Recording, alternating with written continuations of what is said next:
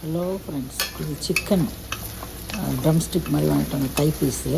அதை வந்து நான் எப்படி பண்ணுறேன்னு பார்க்கலாம் பாருங்கள். எண்ணெய் ஊற்றி வெங்காயம் போட்டு நல்லா அப்படியே ரோஸ்ட் பண்ணிவிட்டு இஞ்சி பூண்டு பேஸ்ட்டு அதிலே போட்டு நல்லா வதக்கிட்டு அதுக்கப்புறம் சிக்கன் போடுறேன். அதில் 4 சிக்கன் பீஸை போட்டுட்டு அதை அப்படியே நல்லா கிளறி விட்டுகிட்டே இருக்கணும். அது கலர் வந்து மாறும். தட்டம் போட்டு மூடி வச்சுக்கணும் ஸ்லோ குக்கிங்கில். அது வெந்தயம் இல்லைன்னா ரொம்ப இதாக போச்சுன்னா அதில் தனித்தனியாக பிரிஞ்சு வந்துடும் அந்த இதெல்லாம்.